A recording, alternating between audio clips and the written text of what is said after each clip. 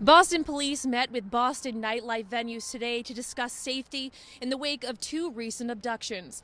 Today we spoke with venues in Worcester like the Palladium on what they're doing to keep women safe. DeRusso says the way this would work is cars would be able to pull into the shop, this door would drop down behind them, they would complete their transaction and then leave out the other side. Water here on Bellevue Avenue has come up and is actually covering the sidewalk. Residents who live in this apartment building right here say that their apartments are flooded, and this isn't the first time that this has happened. The two mountain lions are only about 6 months old right now, but once they're full grown, they're expected to be anywhere between 100 to 140 pounds. Bruckman says they've had great success in decreasing the number of hepatitis A cases in Worcester. She says they were seeing about 15 cases a month. They're now seeing 0 to 1.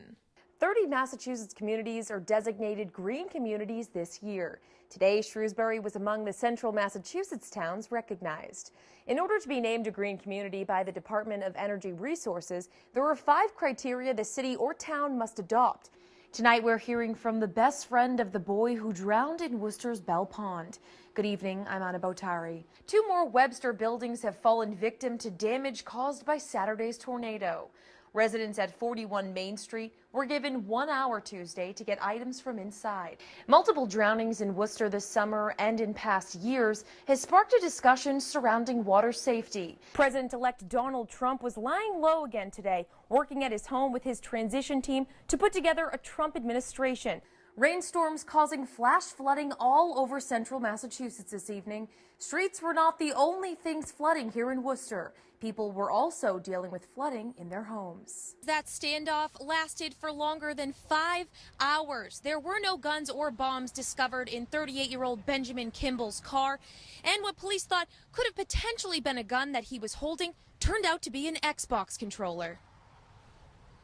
A chaotic scene in Rehoboth Thursday morning. Police and SWAT teams surrounded Cumberland Farms on 44 after a man called 911 from the store. And when officers arrived, he claimed he was armed.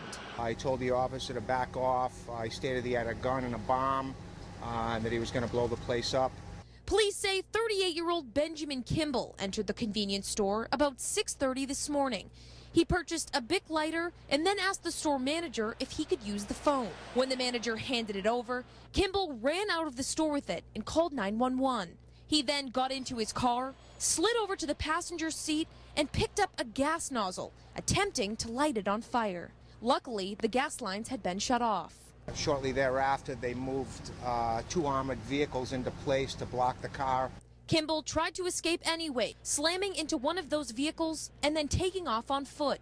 He didn't make it far before the K9 and SWAT teams took him down. One neighbor watched the whole thing unfold. Like surreal, you didn't even think it was happening. Bob Baumer has lived in the neighborhood for 40 years and says nothing like this has ever happened before. But he was impressed with how police handled the situation. Everything was done, without panic.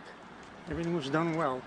The chief tells me police searched the car but didn't find any weapons or bombs. SWAT team members say they saw Kimball waving a black object in his hand, which later turned out to be only an Xbox controller. Kimball is facing a slew of charges, including attempted arson of a gas station and making a false bomb threat. Now, Kimball is being treated at Morton Hospital. He may need minor surgery from the injuries he sustained during the takedown. He is expected to be arraigned in Taunton Court tomorrow. Live in Rehoboth, I'm Bottary, ABC 6 News. Hey everyone, we're here today at Stronger Personal Training in Worcester. Joining me is owner Frank Nash. Now, Frank, tell me a little bit about the programs that you run here. Okay, well, everything we do here, Anna, is personal training, and the heart and soul of what we do is our strength training program, which means not only will you get fitter fast, you'll get stronger too. And that's really the heart and soul of what we do, is making you stronger. Machines, that's boring. Treadmill, that's boring. We don't train everyone like the athlete they are. Any exercise is good exercise as long as it's safe, but really compound exercises, which means total body exercises, something as simple as picking something up, lifting it, pressing it over your head, using your entire body, like I said, like an athlete.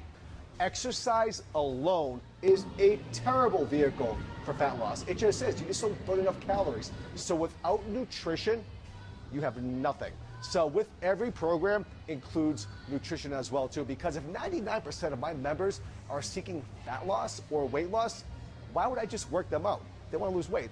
So you have to include nutrition. I want you to do the things that you love to do, hiking, golfing, cycling, and being physically able to do them to the day you die. And of course, that means moving, watching your nutrition, exercising, having a great attitude, all the way up to the very end. That's every single human on the planet. That's going to do it for this edition of Fitness Friday. From Stronger Personal Training, I'm Anna Bottary. We'll see you next week. A warm welcome for Central Falls native Emmy Award-winning actress Viola Davis as she returns back to her roots. Everything that I learned in life, how to be tough, how to be loving, how to be kind, how to be integrity, I learned here.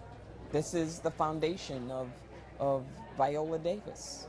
Davis came home in part to attend a groundbreaking at Blackstone Valley Community Healthcare's new state-of-the-art neighborhood health station. What it will provide and the testimonies that will come out of this health clinic and what it's provided for families and for people who live a life that is less than because of their health. Growing up in the smallest city in the smallest state, Davis has always had big dreams. As an actress, she's played dozens of different roles, most recently playing Annalise Keating in How to Get Away with Murder. You have done so many things during your acting career.